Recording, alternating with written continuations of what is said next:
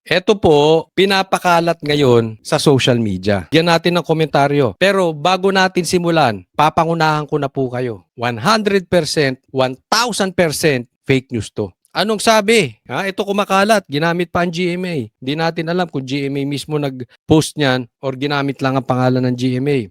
Sabi, dating Senador Ramon Bong Revilla Jr. sumuko na sa pulisya at itinuro si BP Sara bilang mastermind ng korupsyon sa flood control projects. Paano madadawit to si BP Sara? Wala ngang halos budget yung Office of the Vice President. Halos wala ngang pera. Paano siya mapupunta sa ghost projects? At hindi po yan ituturo ni Senator Bong Revilla. Imposible po. Hindi tuturo yan ni Bong. Kaya nga, nakakulong ngayon si Bong Revilla Dahil nadidikit yung pangalan niya kay BP Sara. May mga ugong-ugong ang pinagsimulan nito. Di umano, dahil nagkita sa ibang bansa si BP Sara at saka si Bong Revilla. Di ba? At alam natin, magkaibigan yan dalawa. Sa tingin nyo nakakulong si Bong Revilla kung tinuturo niya si BP Sara? Hindi. Yung totoo lang, wag tayong maglokohan. Kung tinuturo ni Bong Revilla si BP Sara, baka pinapaliguan ng pera to si Bong Revilla, hindi ito nakakulong. Hindi ito mababanggit. Protektado to. Kung binabanatan niya si BP Sara, namahan. Wag nga kayong tanga. Diyan palang kitang-kitang fake news. At hindi lang to obviously fake news. Obviously, tinatrabaho si Bong Revilla ng mastermind. Nagalit kay BP Sara. And at the same time, tinitrigger niya ang mga DDS. Kaya wag pong magagalit ang mga DDS kay Bong Revilla.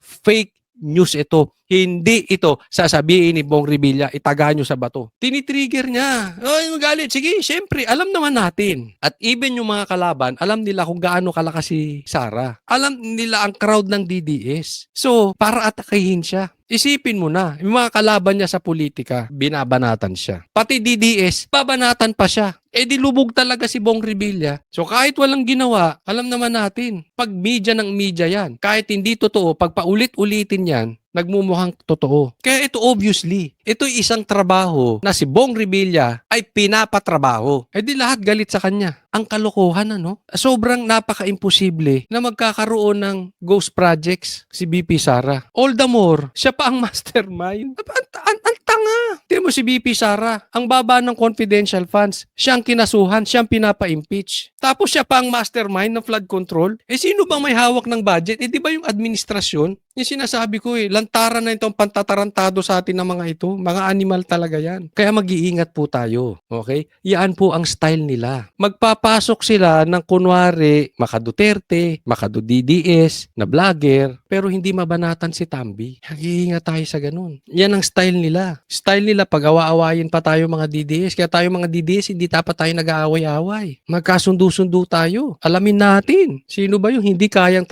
birahin yung question mark na pinag-uusapan at itinuturo ng ebidensya? Yung mga hindi mabanatan si Tambi. Niloloko tayo ng mga yan. Balik tayo dun sa mga witnesses. Credible ba yung mga witnesses na yan? Kung hindi nila maituro ang mastermind. Dapat yan na ituturo yung mga big fish. Hindi yung mga small fish. Yung mga blue marlin. Sabi nga nila, mga blue marlin. Mga blue martin ang dapat nahuhuli. Hindi kung sino-sino ang tinuturo. Ang bihira kayo.